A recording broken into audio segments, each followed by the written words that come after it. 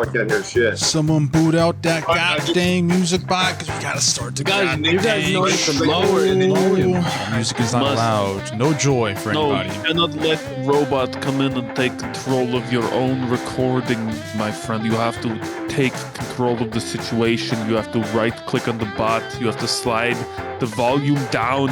And once the volume is low enough, you can understand what your friends are saying. All right, Mr. Edgar, let's hit that question, good sir. Let's hit it. Wait, what? I have to come up with a question? You always cold open with a question. Yeah, man. I was cold open with a question. Oh, shit. Oh, yes. God damn it. Every week. I'll feed you Okay. I just made a Kim Possible reference yesterday. So what is your favorite early childhood? And by early childhood, I'm talking about like 12 and below cartoon. I can never just give one answer. God damn it. Pokemon and SpongeBob. My favorite one is a little known one. Only the first season of it, because the second season animation is pretty garbage. But American Dragon Jake Long. Dragon Ball Z and The Simpsons. I watched a lot of Looney Tunes. I had like all of those VHS tapes, so I'd rewatch those constantly. I caught something, but not till I was an adult. And I watched a lot of Rugrats, actually. I used to love Rugrats. I'm going to say Lilo and Stitch for one reason only. Lilo's older sister was Foyne, and also I'm a big fan of Captain Gantu, like the big, thick-looking shark man, Nani, and Captain Gantu are thick and beautiful and sexy, and I love it. And speaking of sexy waifus, welcome to the Real Stupid Review Show. I am here with Cody, Eddie, Izzy, Nick, myself. We're here for this surprisingly scary movie, Mad Date by our beautiful Lord and Savior Izzy, who hit us with this animation gem that I had no idea it existed, and now I'm glad I do, but also kind of glad I don't because it did traumatize me quite a little bit. So, Mr. Izzy, what is the recommended for us, good sir, and why? All right, I had you guys watch Satoshi Kon's Perfect Blue. You know, not enough people have heard of this guy, even though he is one of those people that has worked with the Ghost in the Shell man, the guy who made Akira. He is like their protege, and he has impacted Japanese animation so fucking hard. Funny enough, it's actually surprisingly relevant with all of this intense stan culture and the BTS McDonald's meals happening right now.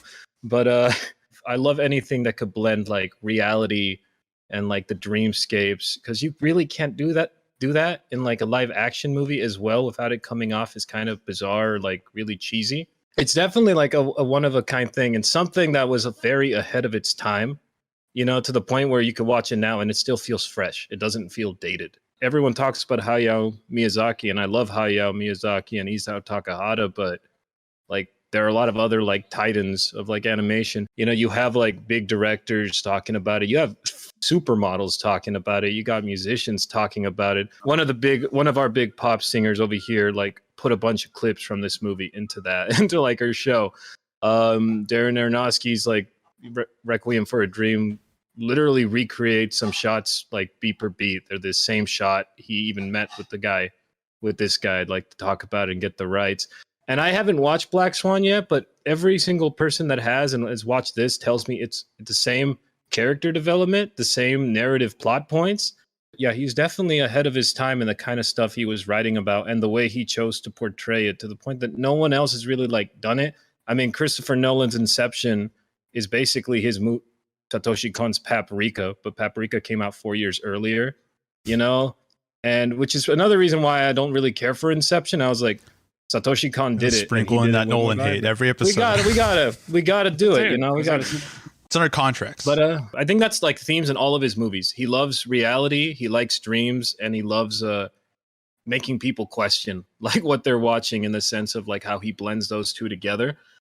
It's just funny. I think he had a love-hate relationship with the idea of like dreaming and escapism. The second that you turn it on, you always get this like little tiny scratches, and then the scratches get bigger and bigger and bigger until they make you just feel super, super incredibly uncomfortable, to the point where you just want to crawl out of your skin, and then it relaxes again, and you're like, okay, that's fine, it's okay. And then you hit that spiral, and you're like, oh my God.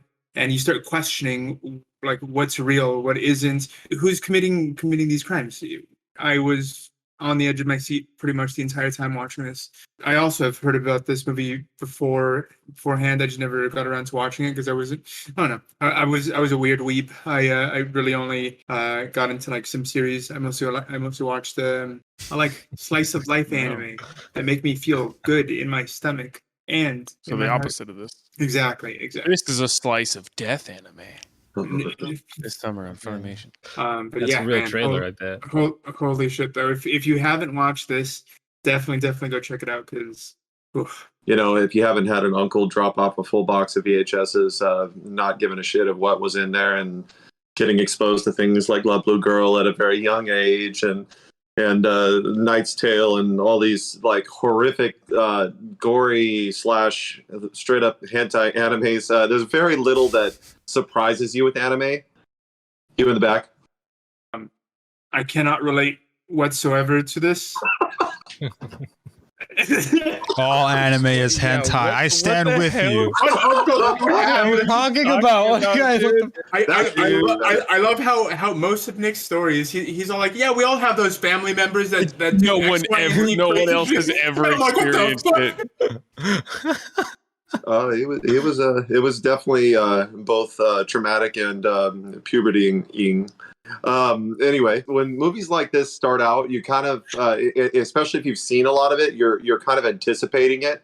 So it's kind of like not fair in a sense because like I was kind of anticipating a lot of things to happen. It wasn't bad. It was very well done and it was very well executed. The movie actually is pretty substantial for what it is. 1997 when it came out, it literally came out the same year as Princess Mononoke. So anime films were becoming a lot more of a like focus for cinemas. Like we didn't really look at animes as a really respectful art. You know, it's like it was very, very popular, but it was still very childish. And I think this broke it past the childish point in a lot of ways for mainstream market.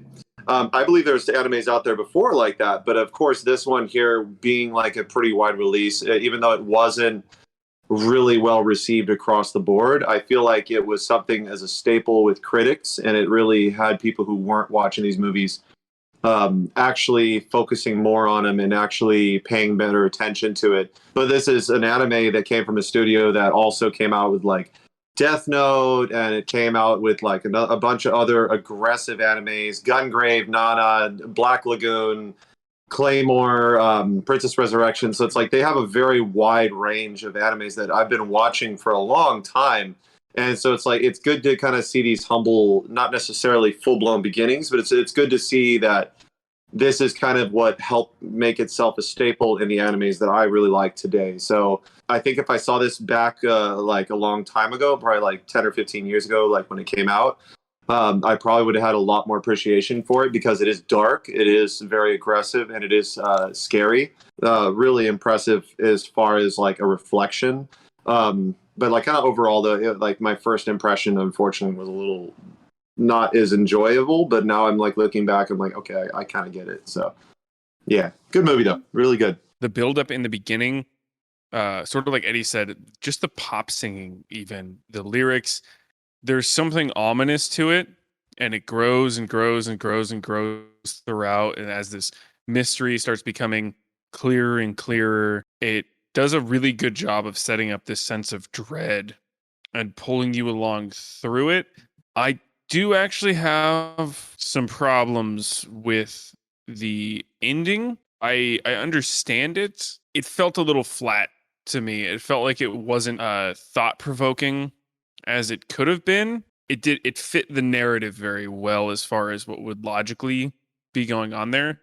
So there's this kind of interesting like tear.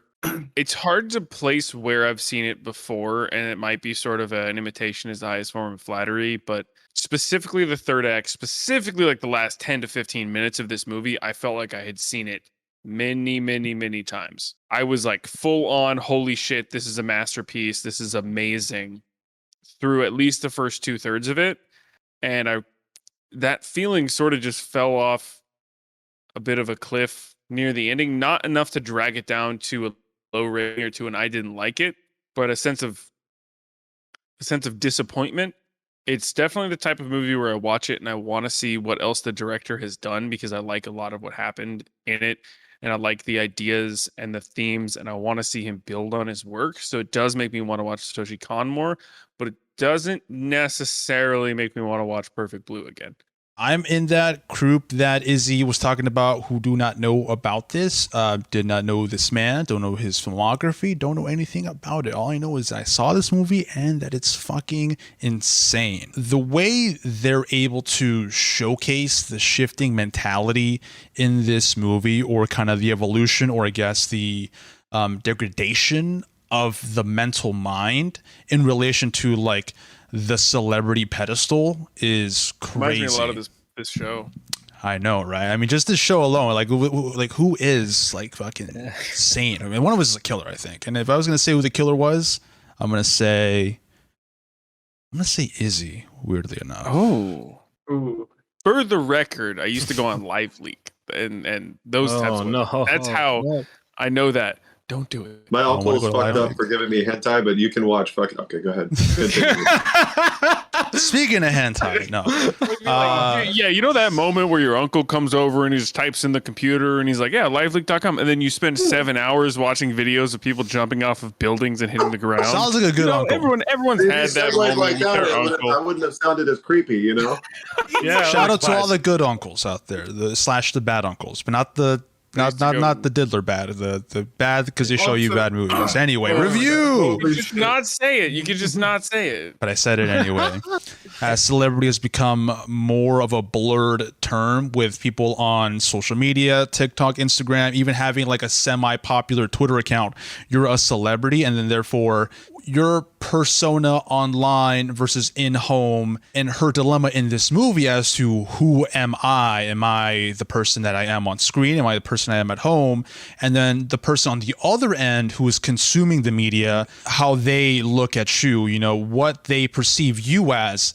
So the way they're able to show the perspective of the stalker and the main perspective of her as far as like, you know, dealing with her desire for, I guess, a new type of personality or identity.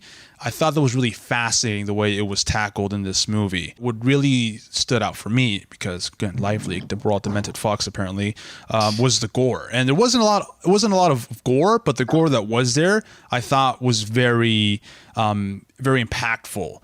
It wasn't necessarily like the quality or the animation of the violence, even though it did look amazing, but it was the narrative motivation behind it that added the oomph to all the blood that was being shed. I don't know, like watching someone lose their mind isn't something you associate with a good time, but honestly, this was a fantastic watch in my opinion. Still disturbing, but a great watch nonetheless, I would say.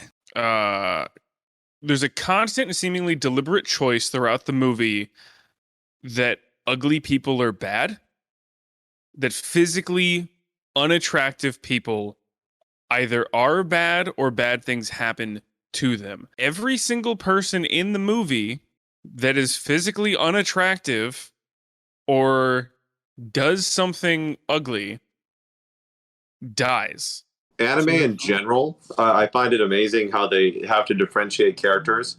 You know, the way that they create a look so you know that that's a specific person in the film. I don't really know if every anime designs it like, hey, you're an ugly person, you're going to pass away. That might have been part of it for this one. Like, hey, they're living through Mima's life. Like, so the creepy stalker who absolutely looked creepy as hell, like freaking Attack on Titan shit, but like he's trying to live through her life. Like she's a pop singer, she's famous in his eyes. She's not. It's like she was essentially the equivalent of us on this show, you know. And then she became an actor, and then we all fucking this probably gonna be Gerardo going off and filming rape scenes and stuff like that. Anyway, the stalker. Yes, how the tables have turned. But it's amazing how they do that, and it's like they differentiate the characters so that way you can buy into their personas. Also, it was not ugly that the people antagonists exist. Yeah, it was not that the saying antagonists were ugly. It's that only the antagonists were ugly and a couple victims. Everyone else looked basically like Mima and And the only people that were slightly different looking were the bad ones. Oh shit! Did I freeze? Fuck. Some of them look kind of sleazy, but nothing bad happened to them or anything like that. They do need to make this differentiation of who is the obvious bad person with like most anime. I thought that it was a little shallower than it could have been in that aspect. Izzy said, "Oh God, did I freeze?" and then did something. It was a delayed freeze. It was bizarre. Now he's completely frozen. I'm not usually squeamish for movie gore, but fucking screwdriver to the eye from the pizza delivery person, the person that you trust into your home.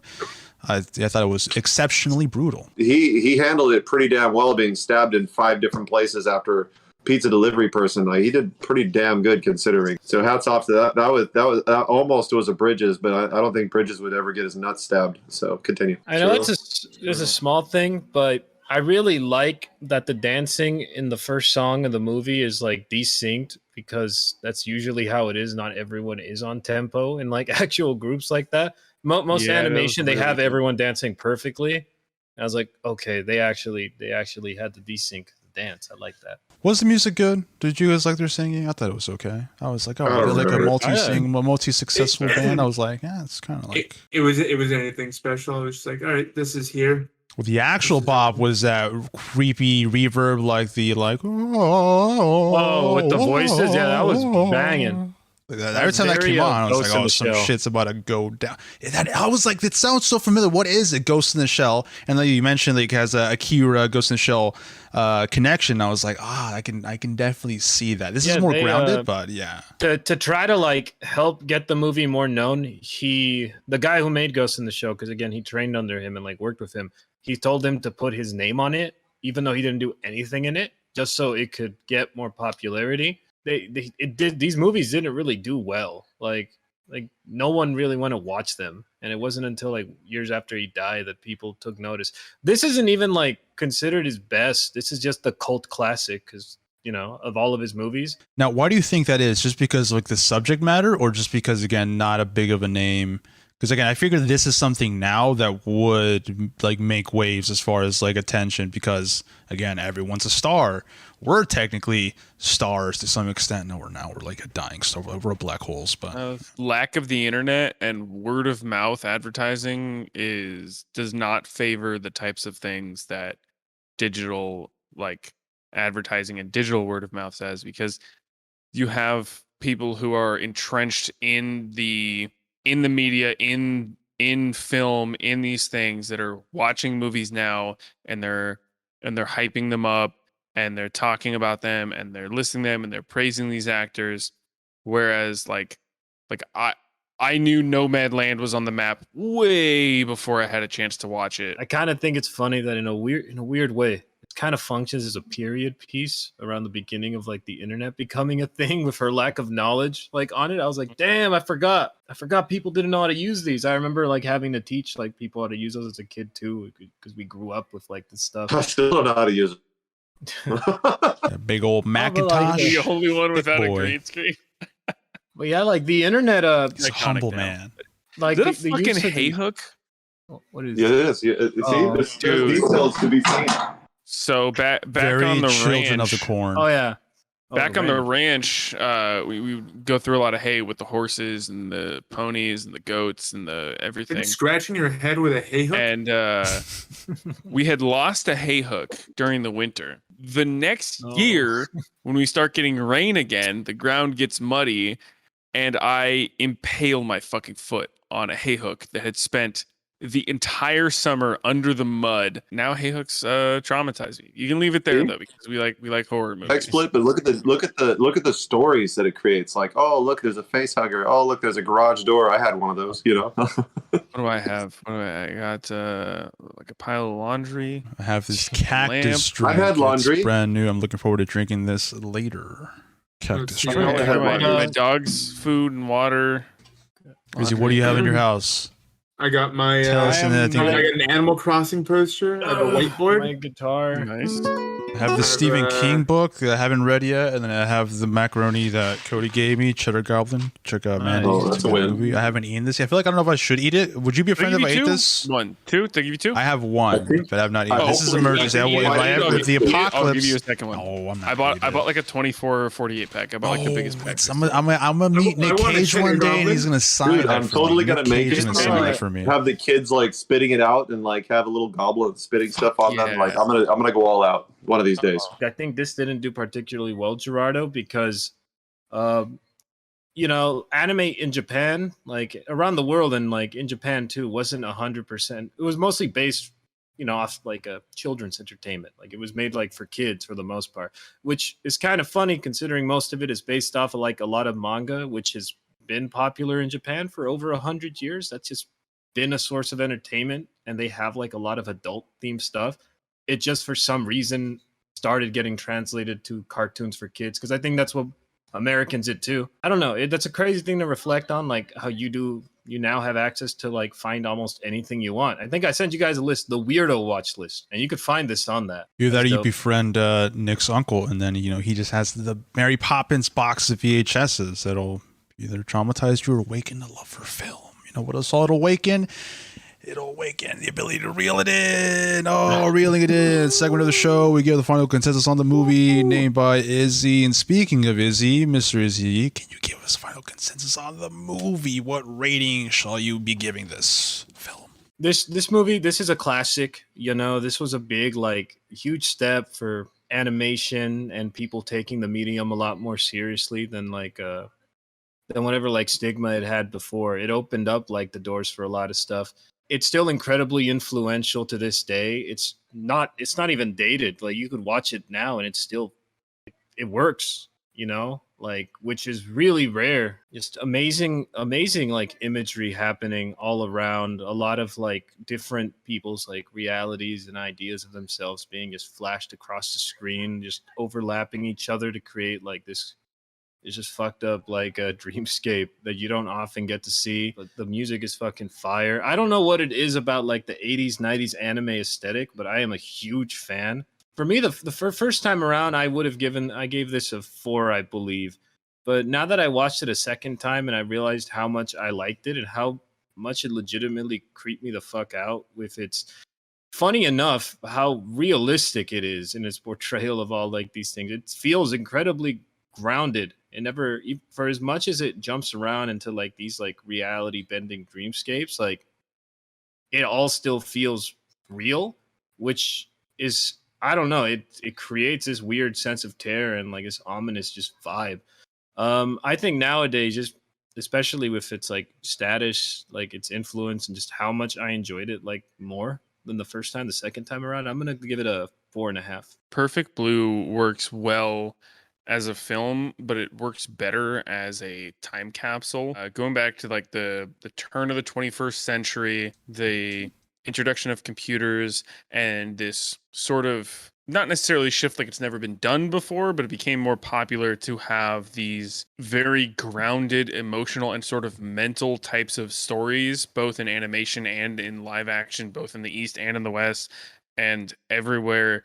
It sits in this really interesting point in time, like almost near like the Matrix, where looking back on it now, if it came out today, a lot of the things have been done, but it sort of heralded a lot of those things into the public eye in a very interesting way. It's sort of like the Blade Runner of anime. It's not underappreciated, but it's like underwatched. I'm glad that I've seen this. I have issues with the way the narrative played out. I don't think it's a flawless movie.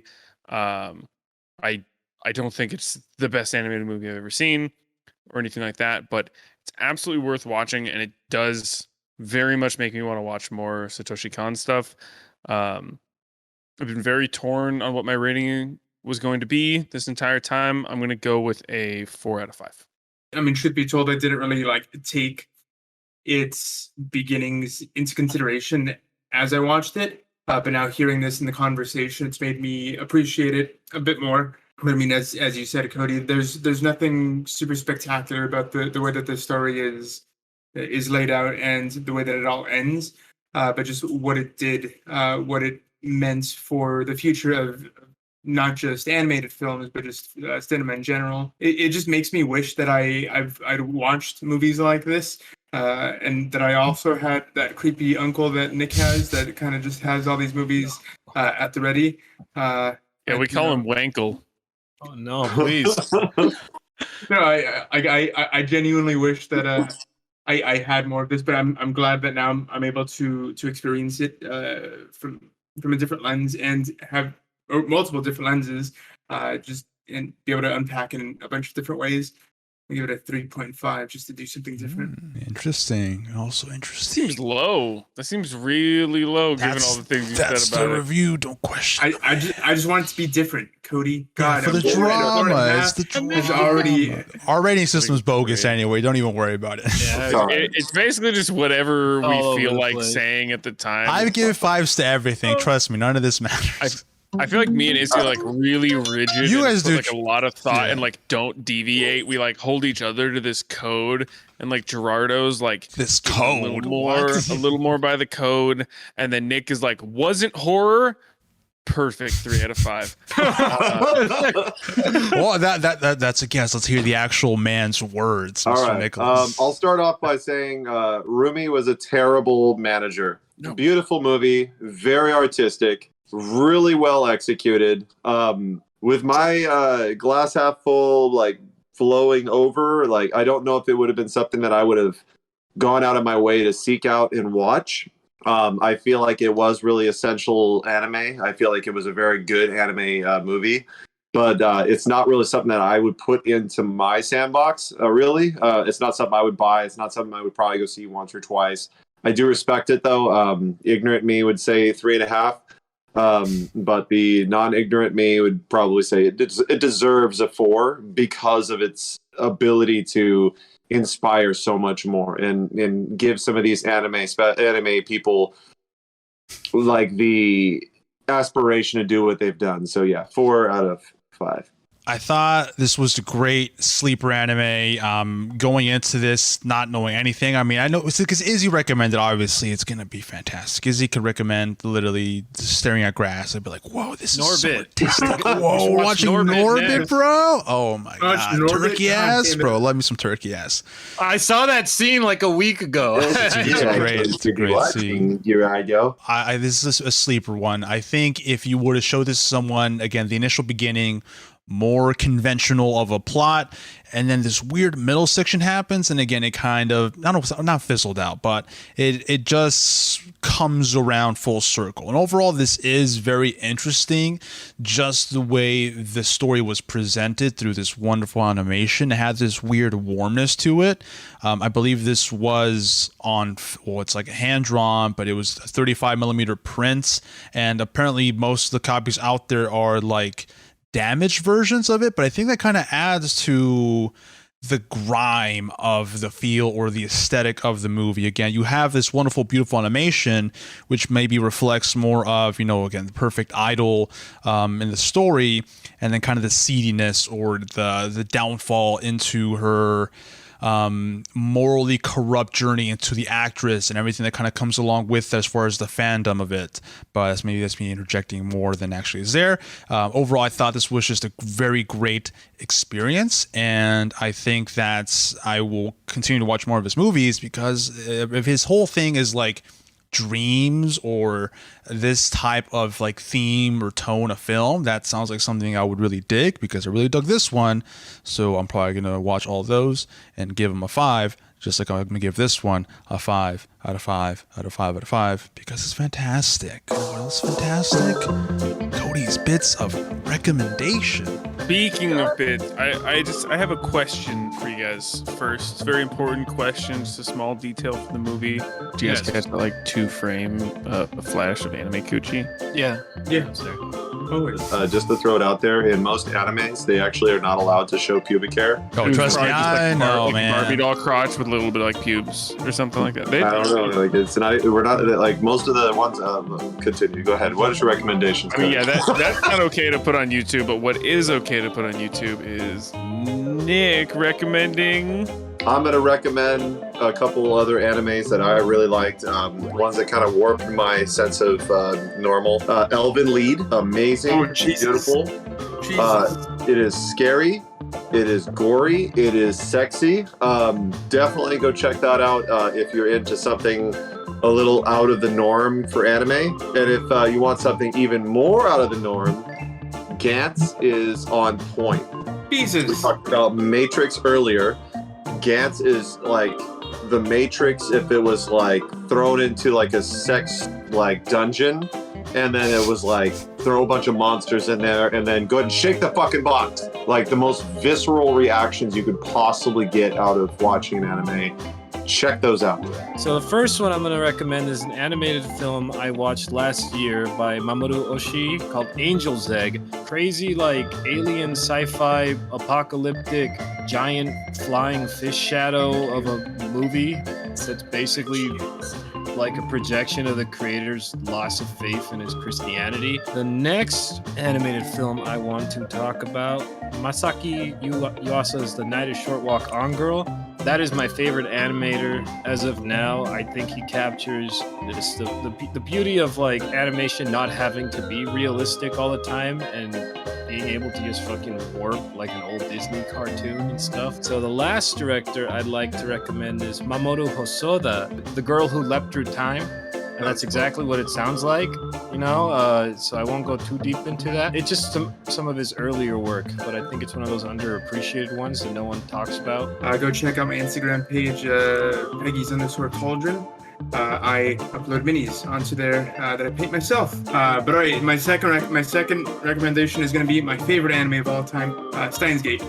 Steins Gate, if you don't know what it is, it's a time travel anime. That's all you really need to know about Steins Gate. It's fucking sick. My last recommendation is Rurouni Kenshin.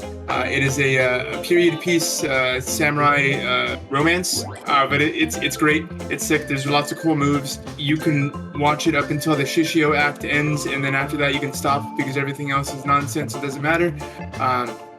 But that's all for me. I'm gonna eat some enchiladas. Devilman Crybaby is fucking awesome. It's gruesome. It's gory. It's weird and like sort of body horror-y. It's funny. The dude that raps on the docks is the greatest character ever animated of all time. I fucking love him. Another one, this is mostly pure comedy. Space Dandy. You follow this like dumbass who's just like all about butts, and he just wants to kill aliens and get with women. And it's so funny. He's got like a cat monster and a vacuum cleaner to go around with him. And my last rec, The Expanse. How did I not know for the last 5 years that there actually did exist a current good sci-fi show? So much fun. You've got like all the sci-fi tropes, but they're just bent in the right way and just twisted with this amount of politics and this amount of like intertwining storylines. You get like an ounce of that like Game of Thrones, like who the fuck's gonna betray who and who's actually behind what's happening here, and you get the like little bit of that Firefly like underdog crew that's like going through hell, and like it's very fun. I highly recommend it. There's 5 seasons out there. I have no idea how good the new season is, but the first season is very good, and I hope it's one of those shows that grows over time. You know what else grows over time? Gerardo. Is that a comment on my weight, bro? You son of a fucking bitch. I'm recommending In the Heights, the musical extraordinaire from one Mr. Lin-Manuel Miranda, not really, he kind of produced it, but it is a wonderful experience full of vibrant color, both in the scenery and in the people. All the songs were in the same quality of good, but I don't think there was a single like big standout. Maybe this initial opening song, and even though it kind of gets a little bit corny, again, that bit of wholesomeness I think does work toward this positive feeling you get after watching the movie. So In the Heights, highly recommend it. It's not doing so hot in the box office, so go to the movie theaters and experience it in some great loud speakers. I saw it at home. I'm part of the problem, but hey, I got a busy week. But In the Heights, highly recommend it. HBO Max as well, but watch it in the theater, you cheap son of a bitch. Buy some popcorn. Thank you, Izzy. Thank you, Cody. Thank you, Eddie. Thank you, Gerardo. Thank you, myself. We'll see you guys real soon. Nice. Like, you know, yeah, we have RuPaul, we have Legendary. I think it wasn't my favorite, but I binged like the first season of Dragula, which maybe Nicholas, you might like that because it's all horror bits. Dragula is like Fear Factor, but with drag, and they have a baby. Yeah, and it's fucking hell. Don't you do it. Some people love it. Stop it, Cody.